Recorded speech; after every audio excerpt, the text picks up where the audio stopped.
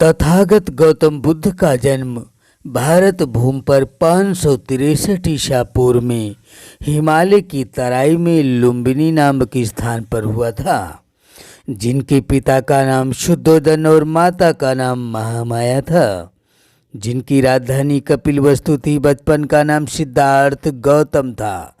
युवा होने पर आपका विवाह राजकुमारी यशोधरा से हुआ था, जिनकी कोख से पुत्र राहुल ने जन्म लिया। उन्हीं दिनों शाक्य और कोलियों में रोहिणी नदी के पानी के बंटवारे को लेकर झगड़ा उठ खड़ा हुआ।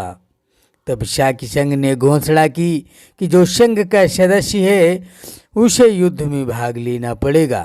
जो संघ के नियमों का पालन नहीं करेगा उसको फांसी या देश निकाले की सजा होगी या उसका सामाजिक बहिष्कार कर उसकी संपत्ति जब्त कर ली जाएगी। इस युद्ध में काफ़ी जनधन की हानि और तमाम खून खराबा होने की संभावना थी। राजकुमार सिद्धार्थ गौतम को ये बात पसंद नहीं थी, क्योंकि वे अहिंसा और भाईचारे से नदी के पानी के बंटवारे के पक्ष में थे। लेकिन शाक्य संघ के निर्णय के अनुसार युद्ध में सम्मिलित न होने पर उन्होंने स्वयं ही देश निकाले की सजा स्वीकार कर ली। सिद्धार्थ गौतम के इस निर्णय से शाक्य संघ घबरा उठा और वो सोचने लगा, यदि कौशल नरेश प्रसेनजीत को सिद्धार्थ गौतम के देश निकाले की खबर पड़ गई तो विद्रोह कर उठेगा, जिसका परिणाम गलत होगा। भले ही सिद्धार्थ ने स्वेच्छा से निर्णय लिया है। यह सुन सिद्धार्थ गौतम ने सेनापति से कहा कि आप चिंता न करें, संघ के नियमों को न तोड़ें। मैं संघ की मर्यादा कायम रखने तथा आपको किसी भी आपत्ति से बचाने के लिए मैं स्वयं ही सन्यासी बनकर खुद ही देश से निकल जाऊंगा। यह सुनकर सेनापति ने कहा कि तुम माता पिता और पत्नी की अनुज्ञा के बिना सन्यासी कैसे बन सकते हो। तब सिद्धार्थ गौतम ने कहा कि आप चिंता न करें, मैं अपने आप ही देश छोड़ दूंगा। यह खबर चारों ओर फैल गई। घर पहुंचने पर सिद्धार्थ गौतम ने देखा कि माता पिता बहुत दुखी हैं। उन्हें सांत्वना दी और कहा कि तुम्हें वीरता का त्याग नहीं करना चाहिए। यदि मैं युद्ध में मारा गया होता तो तुम क्या इसी प्रकार दुखी होते?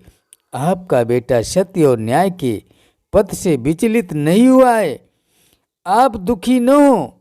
यह सुन राजा शुद्धोदन ने कहा, सिद्धार्थ, सन्यासी बनने की इतनी जल्दी क्या है? हो सकता है तुम्हारे निर्णय से लड़ाई स्थगित हो जाए और तुम्हें यहीं रहने की अनुमति मिल जाए। यह सुन सिद्धार्थ गौतम ने कहा, मैंने शाक्य संघ को सन्यासी बनने का वचन दिया है। इसी से शाक्य संघ ने अभी तो कोलियों के विरुद्ध युद्ध छेड़ना स्थगित कर दिया है। हो सकता है मेरे सन्यासी बन जाने के बाद शाक्य संघ युद्ध की घोषणा ही समाप्त कर दे और खून खराबा होने से बच जाए, किंतु यह सब मेरे सन्यासी बन जाने पर ही निर्भर है। नहीं तो मैं जाने कितने की जाने चली जाएंगी, कितनी जनधन की हानि होगी, कुछ पता नहीं। इसीलिए आप मुझे अच्छा काम करने और शाक्य संघ को दिए वचनों को पूरा करने के लिए अपने बेटे को आशीर्वाद दें, ताकि आपके कुल की मर्यादा कायम रहे। यह सुन सिद्धार्थ गौतम के माता पिता मूक हो गए। तब सिद्धार्थ आगे बढ़े और अपनी पत्नी रानी यशोधरा के महल में जा पहुँचे, जहाँ यशोधरा पहले से ही अपने पति राजकुमार सिद्धार्थ गौतम के स्वागत के लिए तैयार बैठी इंतजार कर रही थी कि शांति के पुजारी मेरे पति यहाँ कब आएं और मैं उनका स्वागत करूं। रनवासे में आते ही यशोधरा ने राजकुमार सिद्धार्थ गौतम का एक विजयी योद्धा की तरह प्रेम पूर्वक स्वागत किया। वो आदर्श नारी की तरह सत्यपथ से डिगी नहीं, जबकि सिद्धार्थ गौतम को चिंता थी कि मेरी पत्नी यशोधरा शायद मेरे निर्णय से नाराज हो जाएगी, किंतु ऐसा कुछ नहीं हुआ, जिसे देखकर राजकुमार सिद्धार्थ गौतम आश्चर्यचकित हो गए। उन्होंने यशोधरा से पूछा, मेरा प्रवज्जित होने का निर्णय आपको कैसा लगा? तब यशोधरा ने कहा, निर्णय ठीक है। अर्धांगिनी होने के नाते तुम्हारे अच्छे विचारों की पूर्ति के लिए अनेक शुभ मंगल कामनाओं सहित आपको मेरी अनुमति और समर्थन प्राप्त है, क्योंकि आपने